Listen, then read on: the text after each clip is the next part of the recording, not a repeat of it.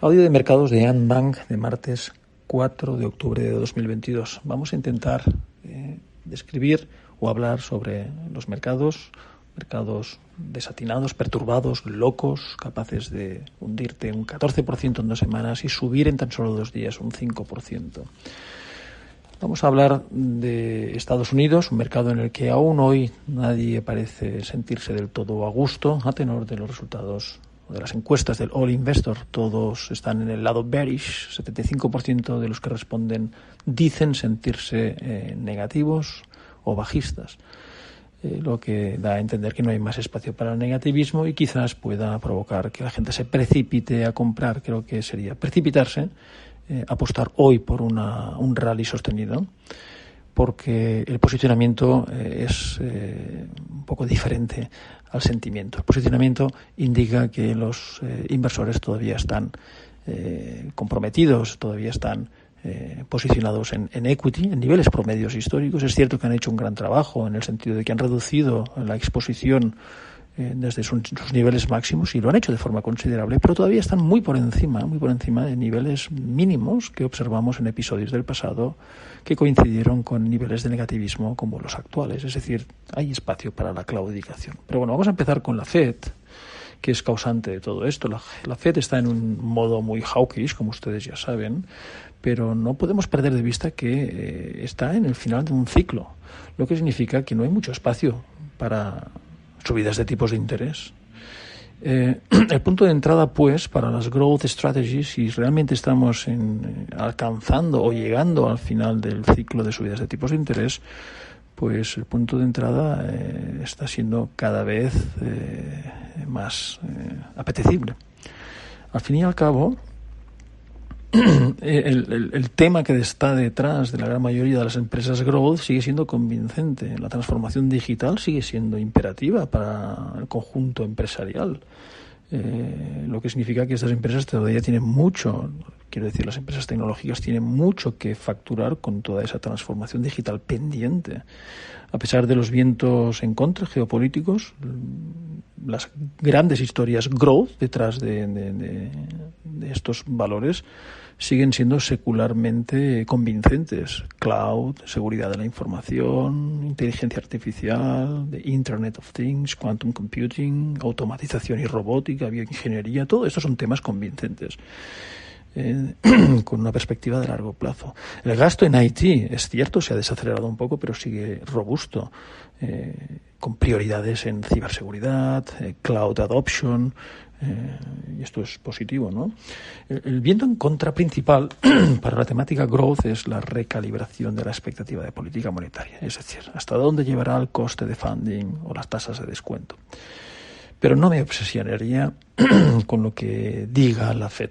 En septiembre de 2021 la Fed dijo que subiría los tipos de interés solo en 25 puntos básicos este año, y la realidad ha sido que tenemos el mayor ciclo de subidas de tipos de interés para un periodo corto pues desde 1981. Dijo una cosa y hizo lo contrario. No me obsesionaría con lo que dice hoy, porque puede acabar haciendo justo lo contrario. Y cuando el ciclo de subidas de tipos de interés acabe, probablemente a principios de 2023, entonces los growth stocks más resistentes al ciclo debilitado, y dentro del growth stocks aquellos que tengan cerrado su esquema de financiación o naden en un mar de liquidez, como es el caso de todas las empresas tecnológicas grandes, pues entonces van a empujar los índices norteamericanos, en donde están muy presentes, y estos van a sobreperformar. Esto sin olvidar las valoraciones, que empiezan a ser muy, muy atractivas. Hemos tenido contracciones de múltiplos que han sido ya históricamente extremas en algunos casos, comparables en muchos casos con los observados en las crisis de las .com o de la gran crisis financiera. La industria de software, tan beneficiada por el COVID, recuerden, pues ya ha perdido todo ese beneficio y está en niveles pre-COVID. Así que el punto de partida es bueno, lo que me hace tener una perspectiva de largo plazo positiva. La pregunta es ¿cuándo? ¿Cuándo es momento? ¿Cuándo se inicia? ¿Cuándo vemos el punto de partida de un ciclo sostenido, de un rally sostenido? Hay razones que me hacen pensar que va a ser pronto. Por ejemplo, las tasas reales de interés están todas en territorio positivo. Si adopto las tires nominales de todos los vencimientos del Treasury por encima del 4, hace una semana estaban todas por encima del 4, y los comparo con la tasa de inflación de hoy, anualizada, que está, el último dato de inflación mes a mes fue del 0,1%, lo que me sitúa en una tasa anualizada de algo por encima del 1,2%. Pues eso da como resultado que las tasas reales son muy, muy positivas, lo que demuestra que la Fed ha ido muy lejos y que pronto, más pronto que tarde, podría revertir o como mínimo levantar el pie del acelerador. El equity, dicen, es el mejor leading economic indicator, así que estos inversores son los que miran más en profundidad lo que está por venir, lo que puede ocurrir en términos de recesión, y está claro que con el Standard & Poor's cayendo un 25% y el Nasdaq desplomándose un 33-34%, lo que están viendo es una profunda recesión. Mi pregunta es, ¿Powell ve esto? ¿O va a ser necesario que el equity Standard & Poor's se hunda un 50% y estime una grave recesión antes de que Powell decida actuar? Estoy convencido que Powell mira lo que están mirando los inversores, lo que están viendo, porque puede ser que tengan razón. El colapso en todas las commodities, por ejemplo, me llama mucho la atención los metales, están en deflación todos, casi todos, excepto alguno. Esto debe indicar alguna cosa en términos de trailing inflation. Estoy convencido de que este colapso en la matriz de commodities va a reflejarse en las lecturas interanuales de inflación, empezando por las lecturas intermensuales de inflación en breve. Y sin olvidar la caída profunda en los indicadores de housing, que representan 40% del core inflation, lo que significa que eso se va a filtrar en la inflación durante los próximos 12-14 meses. Vamos a tener lecturas a la baja de inflación derivado de estos indicadores del housing a la baja. Creo que Powell puede escuchar todo esto, puede ver todo esto y podría sorprendernos favorablemente, pues mostrándose un poco más dovish en los próximos meses.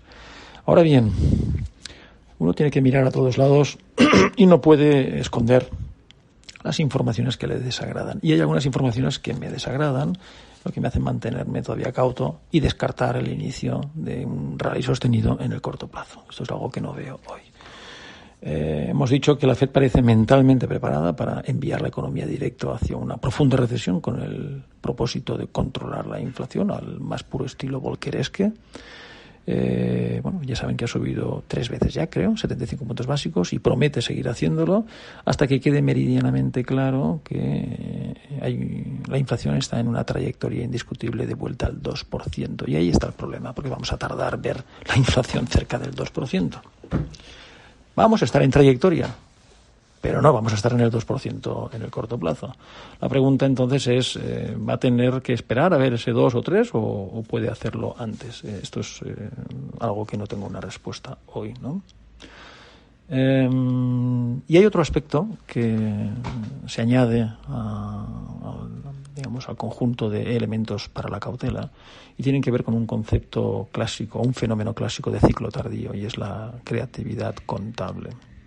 Cuando la creatividad contable está presente, cuidado, porque suelen haber revisiones de beneficios fuertes que suelen sentarle mal a los índices.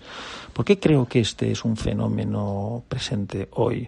Miren, yo tomo en consideración los beneficios del Standard & Poor's y los beneficios amplios a nivel nacional medidos por un registro, que es el NIPA, National Income Production Account, y cuando los grafico veo que ambos beneficios de un índice y del índice más amplio van de la mano.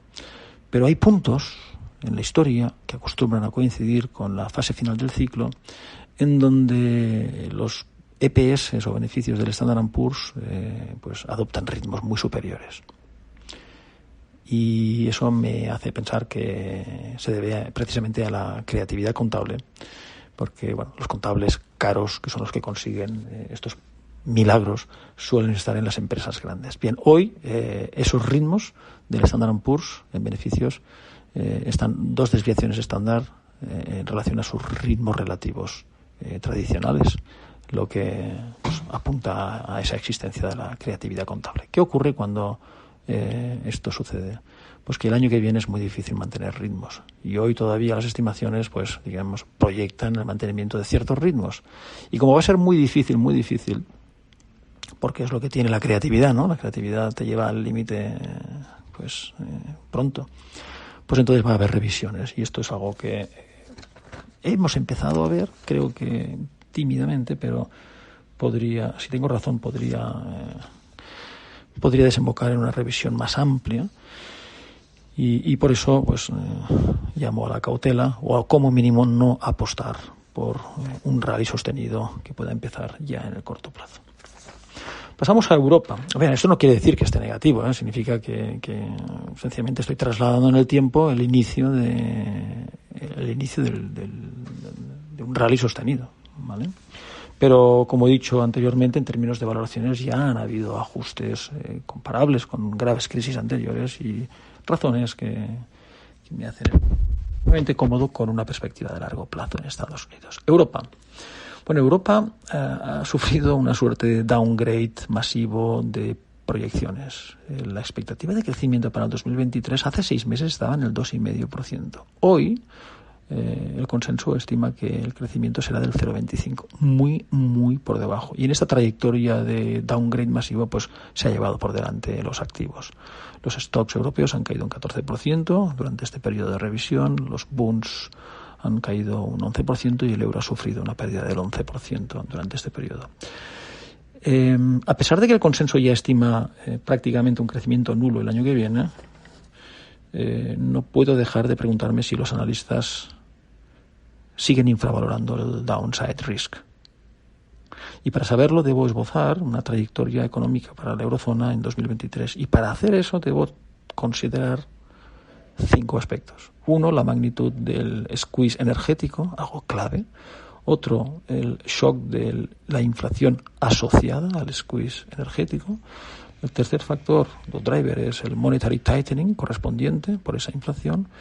El cuarto es los términos de comercio o la fuerte reversión que ha sufrido el trade balance en la eurozona y que tiene implicaciones directas. Y el último es qué esfuerzo fiscal van a hacer los países para mitigar todos esos shocks. Ya les avanzo que examinando todos estos factores o drivers, tengo la sensación que el balance de riesgos permanece a la baja. Es decir, que ese consenso de crecimiento nulo el año que viene podría resultar corto y la realidad podría ser algo peor. Empecemos con el primero, la magnitud del squeeze energético y el impacto en el PIB. Miren, desde que Rusia corta flujos de gas a cero en la eurozona, la Unión Europea lo ha hecho relativamente bien en el proceso de llevar sus reservas o de llenar sus reservas durante el verano, ¿no? Estamos en el 85% y me informan que vamos a superar el 90%, quizás con un poco de suerte llegar al 100% de stock o de llenado de reservas energéticas a partir del 1 de noviembre. El problema es que a partir de esa fecha los países ya tiran de reservas. Se dispara la demanda por el frío, la demanda de gas, y empiezan a tirar de reservas. Entonces, la pregunta es si serán suficientes o no para cubrir toda la demanda invernal. Asumiendo las mismas circunstancias, es decir, cero gas desde Rusia y el mismo volumen de importación de gas desde otros países a través de barcos, aunque Alemania e Italia llevaran las reservas al 100% el 1 de noviembre, la demanda típica de invierno las agotaría completamente a principios de febrero, si las temperaturas invernales son las promedio. Si en cambio las temperaturas invernales fueran más frías que los promedios, que la promedio, esas reservas se acabarían en enero, lo que nos deja ante la necesidad de conseguir un recorte voluntario del consumo de gas o, en caso contrario, veremos un racionamiento. Y ahí es donde surge la pregunta: ¿qué impacto fiscal, qué impacto económico en PIB va a tener o el recorte voluntario o el racionamiento? Pero antes que nada vamos a responder la pregunta: ¿cuánto tenemos que ahorrar? Y aquí las cifras sitúan el ahorro necesario para evitar agotar las reservas, la sitúan en el 16% del ahorro en Alemania, en donde hay que decir como aspecto positivo que el alto precio ya ha destruido alguna demanda. Pero el conjunto de ahorro acumulado debe ser del 16%, y en Italia del 20%, pues porque tiene un mix energético peor que el de Alemania. El 50% de la energía proviene del gas, en Alemania el 25%. Bien, la pregunta ¿es eso posible en términos de coste? Hay una regla que habla que un 1% de caída en el consumo energético primario, ahí entra todo, carbón, gas y petróleo, representa una caída del PIB del 0,75. Bien, nosotros no vamos a considerar el PIB primario, sino solo el gas. Y vamos a hacer el ejercicio para cada país. Tenemos datos ya desde Macrobond, por ejemplo, que nos dice que ese 16% de ahorro en Alemania de gas representará una caída del PIB del 2%. Y el 20% de ahorro de consumo en gas en Italia representará una caída del 3,2%. Quiero decir con esto que este primer driver, factor energético, este primero de los 5 que tengo que tener en cuenta para esbozar la trayectoria del 2023, apunta a que el balance de riesgos permanece a la baja. Es decir, la realidad podría ser un poco más mala, un poco peor de lo que el consenso hoy estima. El segundo factor es el shock de inflación asociado al squeeze.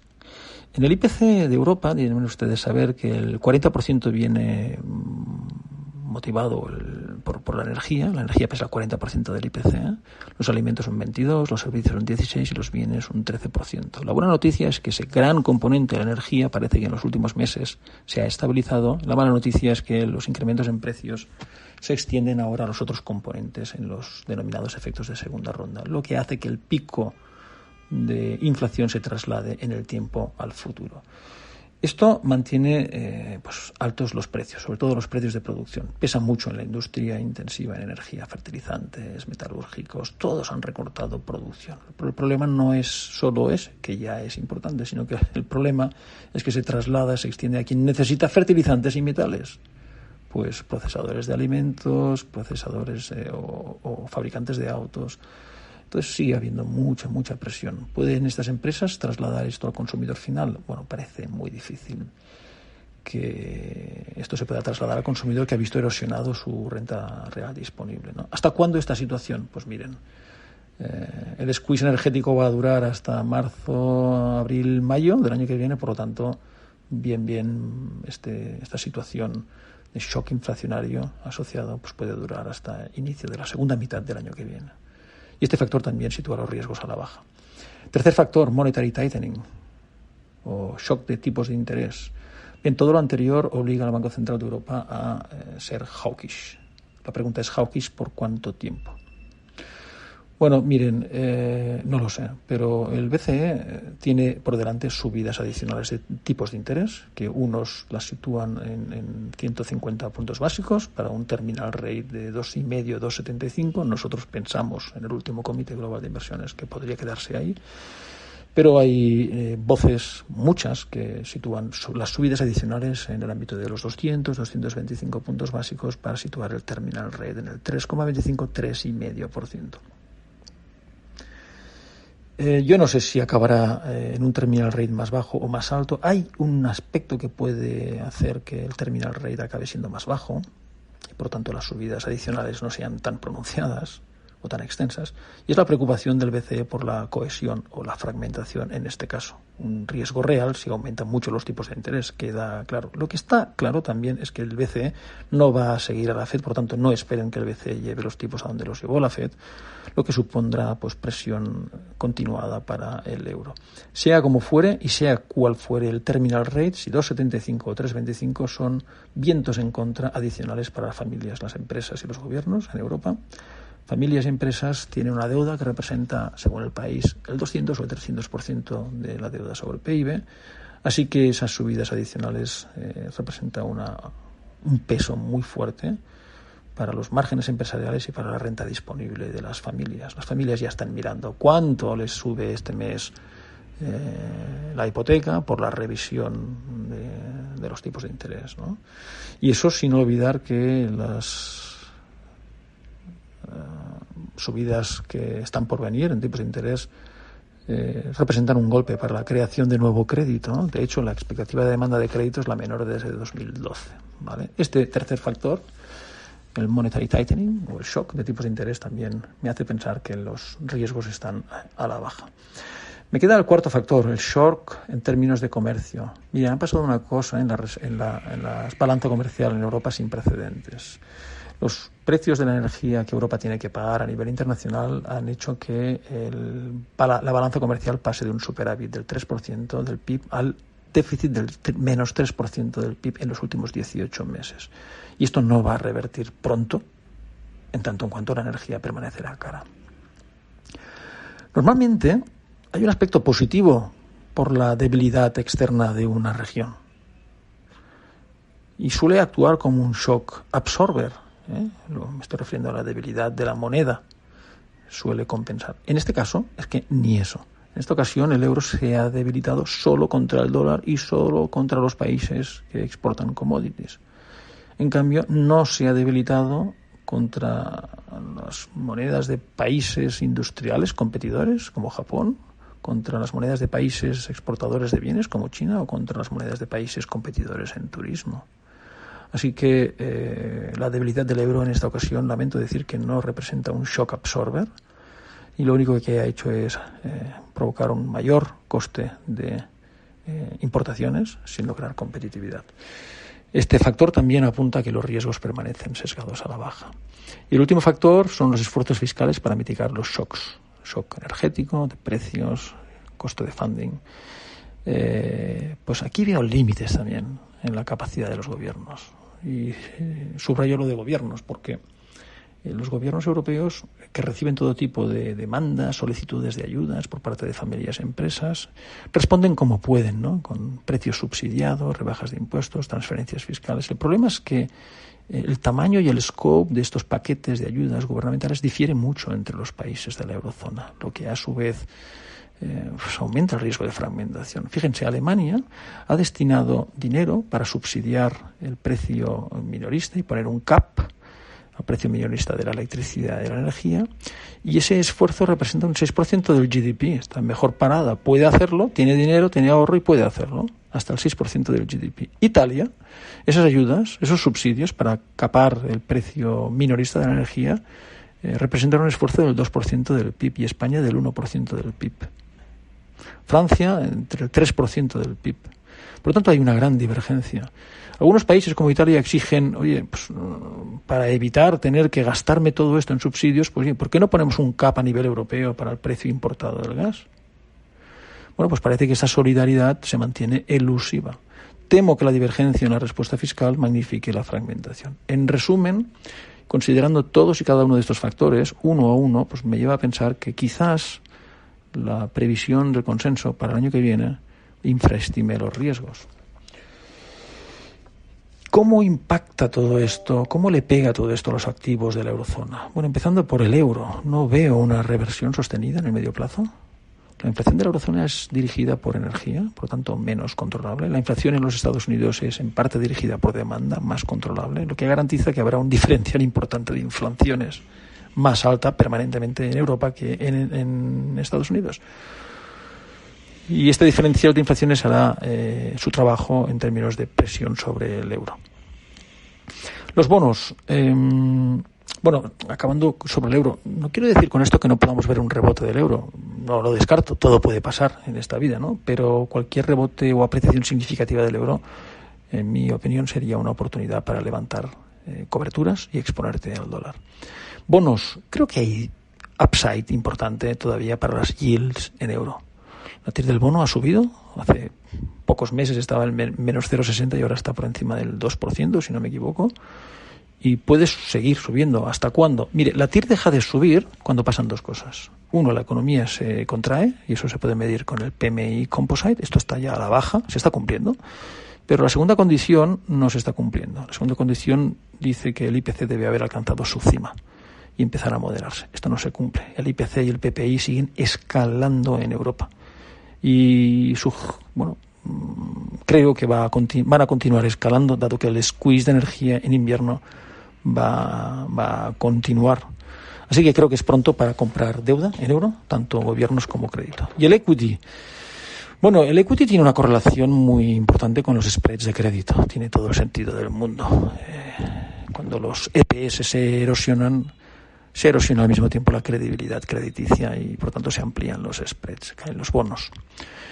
Y como estamos ante un entorno durante meses todavía por delante, con un ciclo de préstamos muy tenso, muy tensionado, con un refinanciamiento caro, pues esto va a pesar en los beneficios y en el crédito. No tenemos ya al BCE, que cortocircuitaba este dilema de falta de liquidez. Más al contrario, tenemos un BCE enfocado en la inflación que no va a expandir balance, ni financiar directamente a empresas, ni solventar los problemas de liquidez, dejando así al equity expuesto quizás a posibles caídas adicionales. Quiero decir con esto que si en Estados Unidos he dicho que debemos tener paciencia para ver el inicio de un rally sostenido, pues aquí debemos tener más paciencia todavía. Limitaríamos la exposición en Europa de forma coherente con todo lo dicho, pues a 3 sectores, ¿no? Defensivos, farma y consumo básico, los inflation players, quizás energía, materiales, y los interest rate players, ¿no? Financieros. Todo el resto de sectores no tiene sentido, en base a la información que les acabo de trasladar, y tienen que ver con utilities, real estate, information technology, communication services, industriales, consumo discrecional, etcétera, etcétera, etcétera. Acabo Europa con un apunte sobre Credit Suisse. Mucha gente me ha preguntado si esto es el siguiente Lehman Brothers. Bueno, miren, empiezo por el final. Creo que no es un Lehman Brothers, creo que la historia de Credit Suisse se parece mucho más a la de Deutsche Bank. Lehman Brothers fue la causa de importantes movimientos de miedo en el mercado. Fue una driving force y yo creo que no es el caso. Esto tiene más que ver con la mala praxis, problemas de cultura graves y gordos. Lo que ha llevado a Credit Suisse hasta este punto es esa cultura de ser rentable a toda costa, con una base de clientes pues que están en todas las listas negras de los reguladores internacionales. Ahora, con el inicio de la guerra de Ucrania, pues se le ha acabado el flujo del negocio con los clientes rusos, por ejemplo, y puso mucho peso en clientes chinos, que tampoco es, digamos, muy ortodoxo que digamos, ¿no? Eso sin duda, sin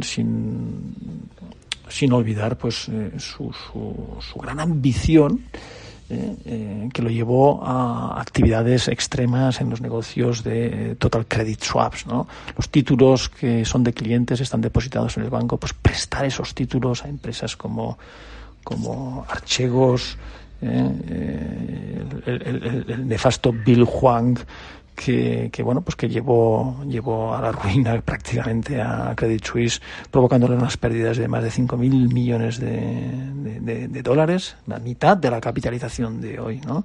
Y todo eso pues porque este tipo de clientes eran considerados como buenos clientes para Credit Suisse, ¿no? Recuerden que en un Credit Total Swap estos family offices, como Archegos, pues toman prestados los títulos, por tanto tienen exposición a los títulos y se llevan las revalorizaciones, que es lo que reciben quien toma prestado el título, la apreciación más los intereses derivados de ese título. Y a cambio lo que pagan al banco es el LIBOR más un spread más la depreciación. El problema viene cuando se deprecia. Y Archegos pues tomó mucha posición en títulos chinos, GoTo, por ejemplo, relacionado con la educación privada en China, y cuando el gobierno chino decidió atacar a este sector, pues se llevó por delante los títulos, y se llevó por delante a Archegos, y se llevó por delante a Credit Suisse, o casi se lo llevó por delante. Esta práctica es una mala praxis. La toma en préstamo de títulos te permite que no tengas que registrar tu exposición porque solo los tienes prestados, y esto hace que te salves del requerimiento de apalancamiento. Puedes estar mucho más apalancado, y esto es lo que hacía Archegos, y al no publicar su exposición a títulos prestados pues podía hacer esto mismo con muchísimos bancos. Otros bancos fueron más rápidos, Credit Suisse fue muy lento. Lo que quiero decir con esto es que, no sé si se lo merece o no, pero desde luego esa mala praxis y esos problemas culturales en cuanto a la gobernanza y el cómo ganar dinero, pues la ha llevado a esta situación. Pero vuelvo a repetir, lo veo más como un Deutsche Bank, investigaciones, multas asociadas, Y bueno, pues una pesadilla en forma de caída interminable en el precio de la acción, que no tiene por qué ser un default. Fíjense, la gente se está fijando en la volatilidad implícita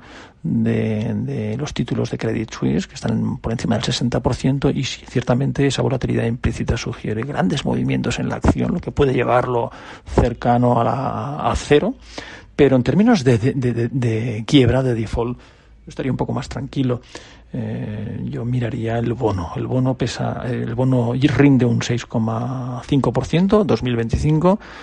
Oye, mira, Ucrania tiene una TIR del 67%. Hablar de quiebra en Ucrania tiene sentido con esa TIR del 67%, pero creo que no tiene sentido con una TIR del 6,4%. Así que esto es todo por mi parte. Muchas gracias y hasta la próxima.